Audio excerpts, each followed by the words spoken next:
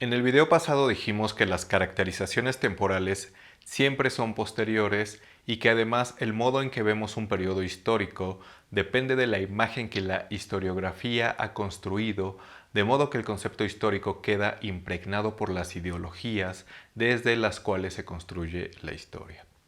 Por supuesto, la gente del Renacimiento no se asumía como renacentista.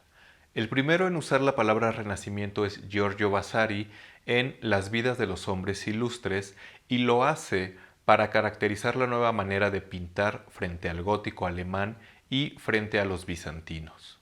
Aún así, detrás de ello hay una cierta idea de ruptura con un pasado que se niega, misma que encontramos en un historiador de la filosofía del siglo XVIII como Jacob Brucker, quien de hecho es considerado como el primer gran historiador de la filosofía.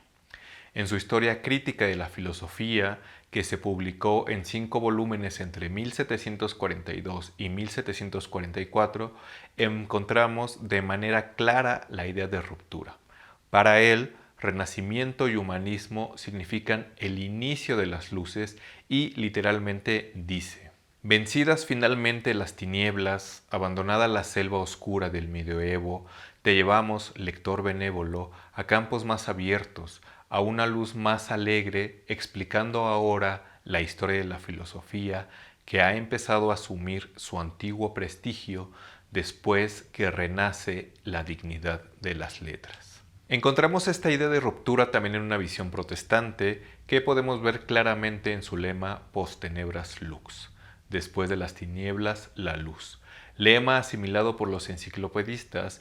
Incluso hay una visión hegeliana de la historia, donde se busca contraponer a la religiosidad medieval el espíritu laico renacentista, y en un intento todavía más esquemático tenemos que a la tesis presentada por la antigüedad sigue la antítesis del medioevo, de la que deriva la síntesis de la filosofía nueva. Sin embargo, la interpretación que ve en el Renacimiento una ruptura respecto de la Edad Media no es la única existente.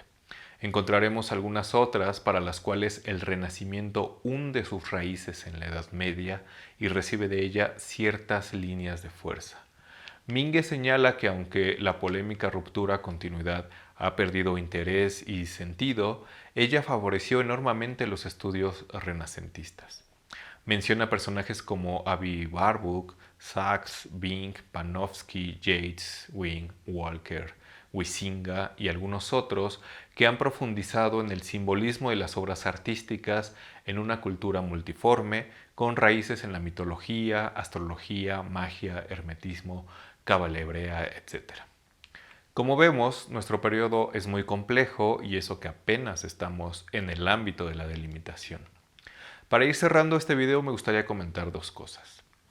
En primer lugar, que historiográficamente el mito del Renacimiento se crea en el siglo XIX, con Michelet y su Historia de Francia, y sobre todo con Buchard y su La cultura del Renacimiento en Italia. Mingue señala que es este último quien configura el mito del Renacimiento al destacar la rebelión contra la filosofía y teologías reflejadas en la escolástica, símbolo de la Edad Oscura, resaltando la vuelta a la libertad artística del mundo clásico que tuvo su origen en las desarrolladas ciudades del norte de Italia.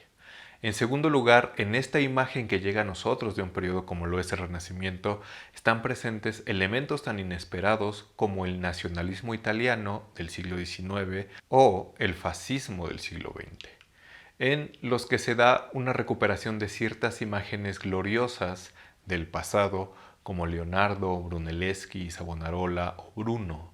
Gracias a estos movimientos se erigen estatuas en las plazas, aparecen dichos autores en los libros de texto escolares, en la televisión o en el cine, lo cual no hace sino generar una cierta imagen en torno a ese periodo.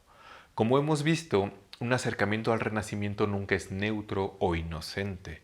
Siempre habrá cosas que medien y determinen la manera en que lo vemos. Y si bien no podemos suprimirlas, bien vale la pena al menos ser conscientes de ello.